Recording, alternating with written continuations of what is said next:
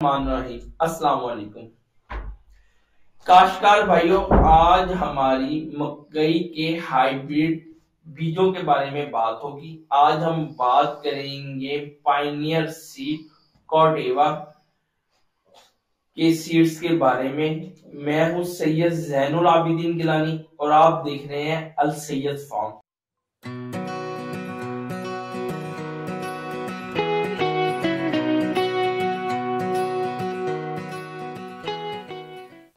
हमारे साथ तशरीफ फरमा है, अपना वसीह तजर्बा रखते हैं सैयद शाह हसन गिलानी। उनसे हम आज मालूमात लेंगे कि पायनियर के कौन कौन से सीड्स हमें बहारिया मकई में इस्तेमाल करने चाहिए। अस्सलाम वालेकुम गिलानी साहब। वालेकुम सलाम।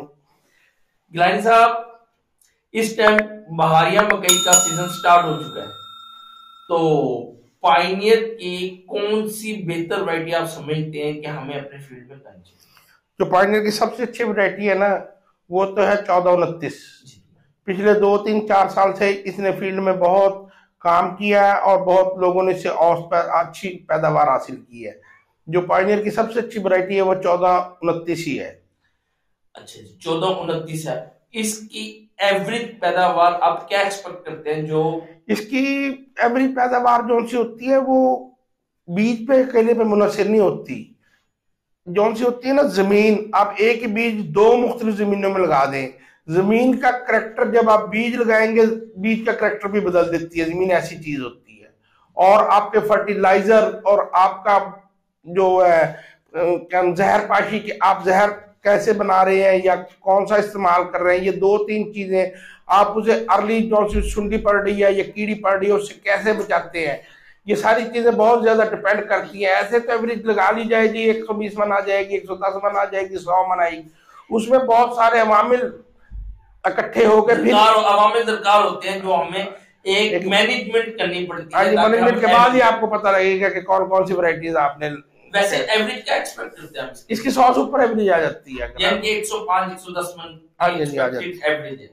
अच्छा गिलानी साहब, P288 वो कैसी वैरायटी है? वो भी अच्छी वैरायटी है और उसका कद दरमियाना है। मक्की के उसका छल्ली का साइड लंबा है और उसका वजन भी अच्छा है। आप वो लगा सकते हैं, वो भी अच्छी पैदावार देगा इंशाल्लाह।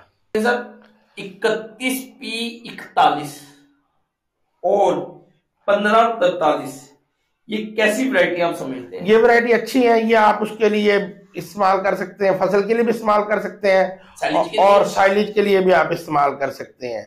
इनका तना मोटा है, कद ज्यादा है और ये साइलेज के लिए भी पिछले 2-3 साल से अच्छी कामयाब हो रही है, 2 साल से। अब जैसे डी कालिब के पास 9108 है, वो 2-3 साल से बहुत अच्छा वर्क कर रहा है कि उन्होंने बहुत अच्छा फायदा लिया आलू के काश्तकारों ने।